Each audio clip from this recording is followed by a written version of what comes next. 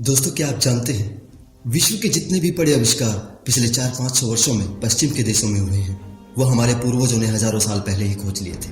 हमारे वेद, पुराण, उपनिषद, रामायण, महाभारत आदि में सभी बड़े से बड़े आविष्कार मिल जाते हैं, जैसे रडार प्रणाली, गौमूत्र को सोने में बदलने की तकनीक, मिसाइल तकनीक, कृष्ण वीवर का सिद्धांत, सापेक्षता का सिद्धांत, क्वांटम सिद्धांत, पुष्पक विमान, संजय द्वारा दूरस्थ स्थान पर घटित घटनाओं को देखने की तकनीक, नारद जी का टाइम ट्रैवल, संजीवनी औषधि, प्लास्टिक सर्जरी, कई सिर वाले लोग, भांति भांति प्रकार के उपकरण आदि इत्यादि। एक आम भारतीय के लिए बहुत ही गर्व की बात हो सकती है, लेकिन दोस्तों, भ्रमित करने वाले झूठे गर्व से कड़वा सच हर हाल में अच्छा होता है। थोड़ा तकलीफ दे जरूर होता है, लेकिन सही मार्ग दिखाता है। दोस्तों, आजकल सभी धर्म अधिकारी अपने वेद पुराण से लेकर बाइबल कुरान के विज्ञानवादी होने का दम भर रहे हैं, लेकिन दोस्तों, आज के इस वीडियो में हम सिर्फ वेदों की बात करेंगे। जानेंगे इन वेदों में कितना विज्ञान है, और जिन वेद पुराणों से कुछ सदियों पहले देवी देवता निकलते रहे, अवतार निकलते रहे, भगवान निकलते रहे, अचानक से इन वेदों से विज्ञान कैसे टपकने लगा। दोस्तों, अगर आप किसी भी तरह के आस्तिक हैं तो इस वीडियो को यहीं से लीव कर दीजिए। अगर आपकी भावनाएं झूठ, पाखंड, कपोल कल्पनाओं से जुड़ी हैं तो माफी चाहता हूँ और निश्चिंत ही आहत होंगे। अगर वीडियो को आप अंत तक देख लेते हैं तो फिर यह भी वादा रहा, आपकी भावनाएं कभी आहत नहीं होंगी।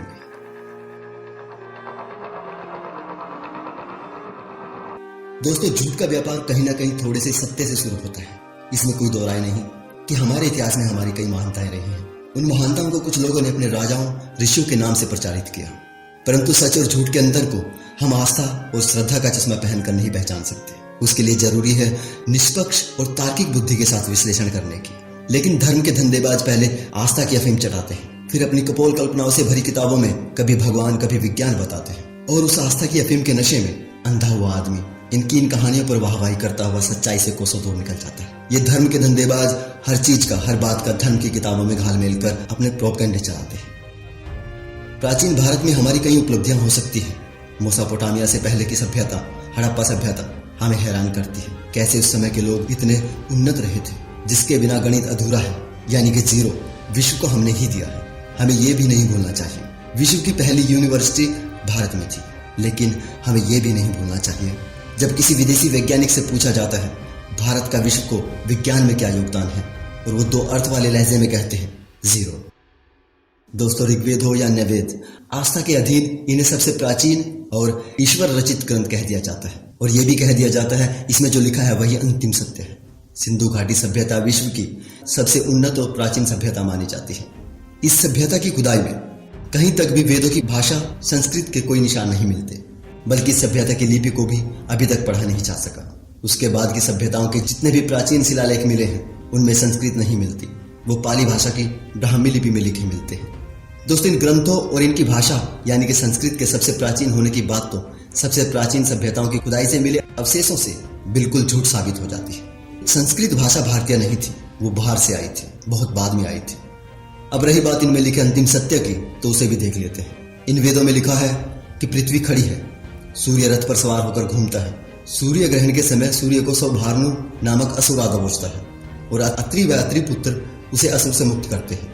किसी श्लोक में चंद्रमा को कोई राक्षस दबोच लेता है, तब चंद्र ग्रहण होता है। दोस्तों, इन वेदों में लिखे अंतिम सत्य का तो बहुत पहले ही अंतिम संस्कार हो चुका है। आज तो बस इनकी तरफ से उसकी पोछापाछी चल रही है। पृथ्वी अचला नहीं है, खड़ी नहीं है, अपनी कक्षा में घूमने के साथ साथ चंद्रमा समेत सूर्य का भी चक्कर लगा रही है। आज के समय में तो एक चौथी क्लास का बच्चा भी ऐसे कई अंतिम सत्य की ऐसी तैसी कर सकता है। दूसरी बड़ी ही अजीब बात जो हम भारतीय को हास्य का पात्र बनाती है, कथित वैदिक वैज्ञानिकों की ओर से कहा जाता कि जितने भी विश्व में खोजे और आविष्कार हुए हैं वो सब हमारे ऋषि मुनियों ने हजारों साल पहले ही कर लिए थे। लेकिन हमारा ज्ञान चोरी हो गया, हमारा ज्ञान जर्मन के अंग्रेज चुरा कर ले गए, और उन्होंने हमारे ही ज्ञान से सारे आविष्कार किए हैं। ये फेंकने में सारी हदें पार कर जाते हैं। इनका सारा ज्ञान कल्पनाओं पर आधारित है। जिस चोरी के ज्ञान से अंग्रेजों ने इतने आविष्कार किए, उनमें से ये एक भी नहीं कर पाए। और अगर जर्मन वाले इनका ज्ञान चुरा कर ले गए थे, तो क्या जापान वाले भी ले गए थे?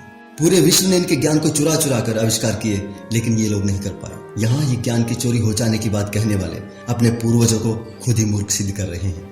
जिन्हें संस्कृत नहीं आती थी, उन्होंने यहाँ आकर संस्कृत सीखी, फिर इनके वेद पढ़े और उनमें से सारा विज्ञान निकाल लिया। और इनके पूर्वज जिन्हें ये वेद कंठस्थ थे, वो नहीं निकाल पाए। और उनके चेले चपाटे जो संस्कृत और अंग्रेजी दोनों ही भाषाओं के विद्वान कहलवाते हैं, वो आज भी नहीं निकाल पाए।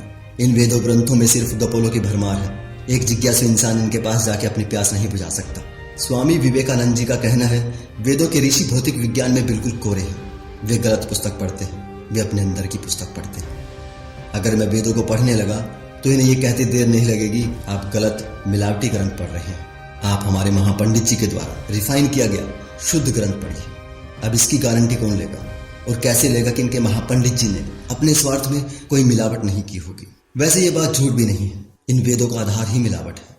ये खुद ही तो कहते हैं ये किसी एक ऋषि की रचना नहीं है। उस समय के निठल्ले ऋषियों को अपने स्वार्थ में, लालच में जो भी सूझा इनमें मिलाते गए और फिर मुगलों ने मिलावट कर दी, फिर अंग्रेजों ने मिलावट कर दी। चलिए एक पल के लिए मान लेते हैं इन वेदों का सारा विज्ञान चोरी हो चुका है। असली वेद अंग्रेज अपने साथ ले गए, यहाँ मिलावटी छोड़ गए। तो फिर क्यों पढ़ने पढ़ाने की बात करते हैं? कचरे में फेंक क्यों नहीं देते? इतना मिलावटी ज्ञान ग्रहण करके और करवा के क्यों खुद को और समाज को बीमार करने पर तुले? चलिए हम भी मिलावटी वेदों के श्लोक थोड़ी देर के लिए होल्ड करते हैं, थोड़ा यथार्थ में बात करते हैं। चलिए इन्हीं से पूछते हैं, इन वेदों के वैज्ञानिक जो सारे आधुनिक आविष्कार वेदों में बताते हैं, क्या वो बताएंगे तुम्हारे किस वेद पुराण के किस श्लोक का मतलब telephone, mobile, tape recorder, radio, सिलाई मशीन, ट्रेन, मिसाइल, परमाणु बम, हाइड्रोजन बम है? और अगर है और वो सांकेतिक भाषा में है और अंग्रेजों ने उन संकेतों को समझकर आविष्कार किए, तो क्या आप स्वीकार करेंगे आपके पूर्वज मूर्ख थे? आपके वेदों के विज्ञान का मकसद क्या है? कोई आविष्कार करना या बस इतना एक नालायक बच्चे की तरह ये कहना कि मुझे तो पहले ही पता था? अगर वेदों ग्रंथों में विज्ञान है तो हमें उनकी ओर क्यों देखना पड़ रहा है जिन्होंने हमें 250 साल तक गुलाम बनाकर रखा? हम उन्हीं के लिए सबसे बड़ा बाजार बने हुए हैं। क्या हम पश्चिम के दिए सारे आविष्कार त्याग कर सिर्फ अपने वेदों से आविष्कार करने को तैयार हैं? दोस्तों, अगर वेदों में सचमुच कोई पुष्पक विमान होता तो हमारे देश में राफेल पर घमासान नहीं होता। इन वेदों में कोई विज्ञान नहीं, लेकिन इसका मतलब ये नहीं कि ये वैदिक वैज्ञानिक मूर्ख है। नहीं, जो इस देश की बहुसंख्यक आबादी को 1000 साल से ज्यादा गुलाम बनाकर रख सकते हैं वो मूर्ख नहीं हो सकते। असल में वेदों से विज्ञान निकालने के पीछे बहुत बड़ा षड्यंत्र है। मैं आपको बताता हूं ये सब कैसे और कब शुरू हुआ। एक समय था जब लोगों को धर्म की जरूरत थी। धर्म सबके लिए अच्छा था, भलाई के लिए था, सिस्टम में चलाने के लिए था। तब सीधे सीधे कहा जाता था यह हमारे पूर्वजों यानी कि इंसानों के द्वारा बनाया गया है। एक समय पर आकर ईश्वर की अवधारणा की जरूरत पड़ी तो इन वेदों को ईश्वर रचित कहा जाने लगा। सैकड़ों वर्षों बाद तक जरूरत के हिसाब से इनमें से आदेश, कर्मकांड, अवतार भगवान बाहर आते रहे। पिछली 2-1 शताब्दियों पहले पश्चिम के देशों ने विज्ञान के क्षेत्र में ऊंची उड़ानें भरना शुरू किया तो भारत में एक अलग ही प्रतिक्रिया शुरू हो गई। पश्चिम के बुद्धिवाद से प्रभावित पढ़े लिखे हिंदू भारतीयों ने खुद ही हिंदू धर्म के नाम पर प्रचलित मूर्खतापूर्ण रिवाजों और कर्मकांडों की हंसी उड़ाना शुरू कर दी। इससे रूढ़िवादी हिंदूहीन भावना का शिकार हो गया और इन धर्म अधिकारियों की तरफ मायूसी से देखने लगा। धर्म अधिकारियों को डर सताने लगा कि कहीं ये इन वेदों ग्रंथों से विमुख न हो जाए। उन्हें उनमें आत्मविश्वास भरने और इन वेदों से चिपटाए रखने की जरूरत महसूस होने लगी। फिर कुछ हिंदू धर्म के पढ़े लिखे विद्वान जो अंग्रेजी और संस्कृत के अच्छे जानकार थे किंतु आम हिंदुओं की तरह ही रूढ़िवादी थे, उन्होंने आम हिंदुओं में आत्मविश्वास भरने की कोशिश शुरू की और धार्मिक मूर्ताओं और कर्मकांडों की अपने हिसाब से वैज्ञानिक व्याख्या देने शुरू कर दी। पंडे अपनी चोटी को चुमकिया कोयल बताने लगे। हवन और कर्मकांडों के पीछे पर्यावरण शुद्ध करने के दावे किए जाने लगे। सत्यनारायण व्रत कथा के बारे में कहा जाने लगा कि ये सूर्य और चंद्रमा की ग्रेविटेशनल फोर्स का मुकाबला करने के लिए है। दिवाली के दिए से लेकर हर अंधविश्वास, हर कर्मकांड के पीछे किसी न किसी तरह की वैज्ञानिक व्याख्या दी जाने लगी। फिर इसी प्रक्रिया में स्वामी दयानंद सरस्वती ने वेदों के मंत्रों का अपने ही ढंग से मतलब निकालकर वेदों से सारा विज्ञान निकालने की कोशिश की। 1875 में छपी पुस्तक सत्यार्थ प्रकाश, जिस पर आर्य समाजियों को बहुत अभिमान है और जिसे आर्य समाज की रीढ़ तक कहा जाता है, प्रकाशित हुई। इसके बाद तो लोगों के बहुत बड़े भाग ने इन बातों पर विश्वास करना शुरू कर दिया और यहाँ तक कहा जाने लगा कि विश्व के सारे आविष्कार हमारे वेदों से निकले हैं। अंग्रेज हमारा ही ज्ञान चुरा कर ले गए, जर्मनी वालों ने सारे आविष्कार हमारे वेदों से ही किए। सत्यार्थ प्रकाश जो सत्यता के आसपास भी नहीं है।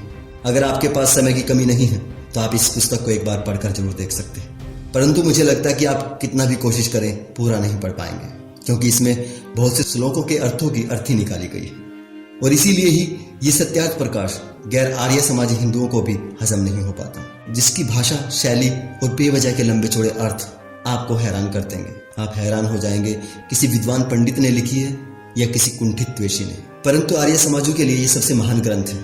इसी किताब से आर्य समाजी विज्ञान निकालने में लगे रहते हैं। दोस्तों, इन वेदों से विज्ञान निकालने के पीछे दूसरा मकसद, और जो कि सबसे बड़ा मकसद है, वो मैं आपको बताता हूं। इन धर्म अधिकारियों ने वेदों में भगवान और विज्ञान निकालने के पीछे सिर्फ उसी रूढ़िवादी जाति व्यवस्था को जिंदा रखना है जिसमें मेहनतकश बहुसंख्यकों को गुलाम बनाकर रखा गया था। मेहनती लोगों को शूद्र और खुद को स्वर्ण बनाकर रखा गया था। ये वही वेद है जो इंसान में भेद बताते रहे, जलती चिता पर सती को सती करते रहे, कहीं मंदिर की देवदासियां बनाते रहे। ये वेद पुराण ही है जो जननी को जलाते रहे हैं। ये धर्म के धंधेबाज सिर्फ बरसों पुरानी खो रही प्रतिष्ठा की लड़ाई लड़ रहे हैं। ये उस व्यवस्था में जन्म से श्रेष्ठ थे, बिना कुछ किए ही श्रेष्ठ। राजा इनके पांव पर अपना मस्तक रगड़े बिना कोई काम नहीं किया करते थे।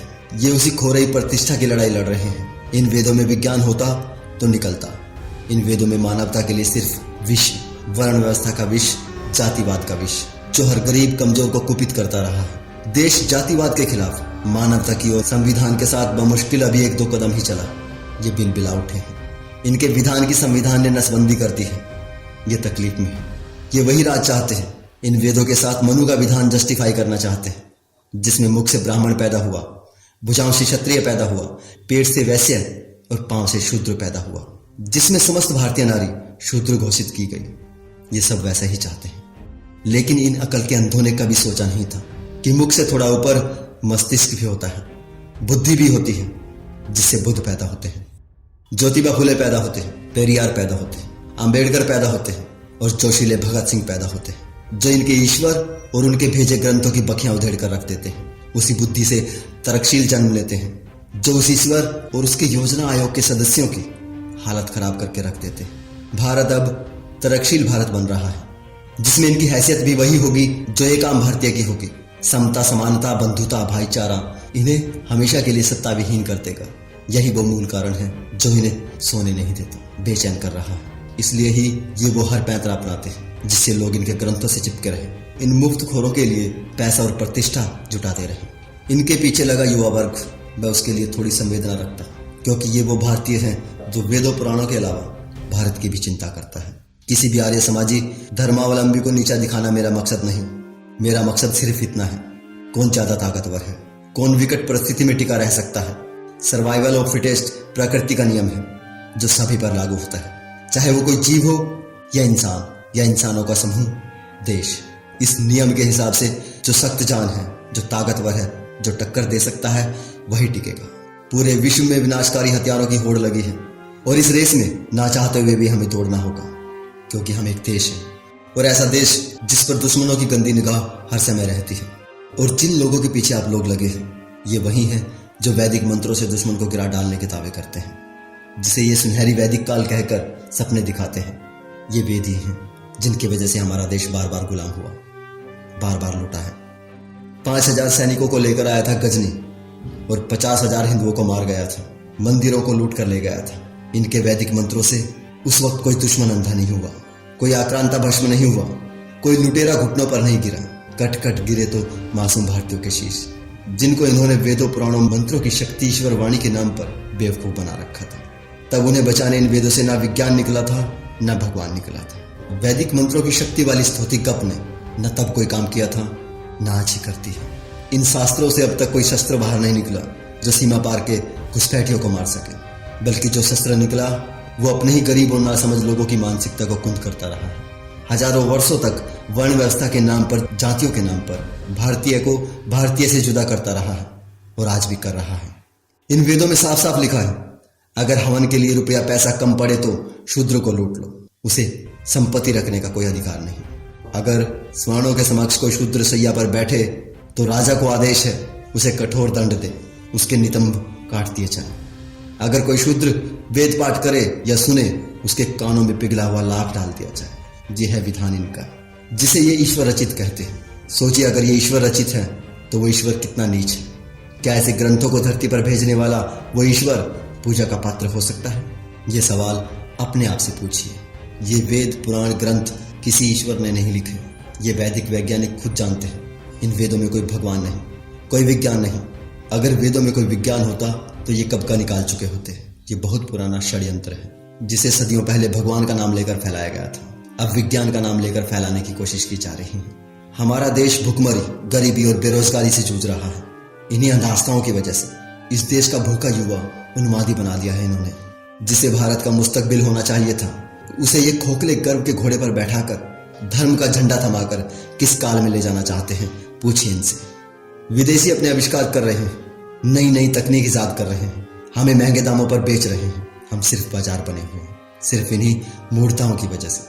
ये धर्म के धंधेबाज, इनके पास कई तरह की अफीम है। आस्था की अफीम, श्रद्धा की अफीम, गर्व की अफीम, देशभक्ति की अफीम, स्वदेशी की अफीम। ये तरह तरह की अफीम चटाकर आप लोगों को अपने पीछे लगाए रखना चाहते हैं। मेरा आपसे निवेदन है, सभी पूर्वाग्रहों को त्याग कर एक बार अपनी बुद्धि का इस्तेमाल करें। सोचिए आज तक इन धर्म के धंधेबाजों ने इस देश को क्या दिया है। शोषण, गुलामी, भुखमरी, आक्रांताओं के हमले के सिवा ये वहीं ले जाना चाहते हैं। ये बस किसी भी तरह अपनी सत्ता चाहते हैं। समय है दोस्तों, संभल जाइए। मानवता और वैज्ञानिक चिंतन के साथ देश को आगे बढ़ाइए। ये सभी धर्म कभी इंसान की जरूरत थे, परिवर्तन के लिए थे। आज ये दकियानुसी है। वो परिवर्तन हजारों साल पहले हो चुके हैं। आज फिर एक नए परिवर्तन की जरूरत है। आज ये सभी धर्म विकास में सबसे बड़ी बाधा है। इनके षड्यंत्रों को समझिए दोस्तों। आज के लिए इतना ही दोस्तों। अगर वीडियो अच्छा लगा है तो इसे ज़्यादा से ज़्यादा लोगों तक पहुंचा दीजिए और हमारे इस चैनल को सब्सक्राइब कर लीजिए। आखंड और अंधविश्वास मिटाने में हमारी मदद कीजिए। जल्दी ही मिलते हैं अगले वीडियो में।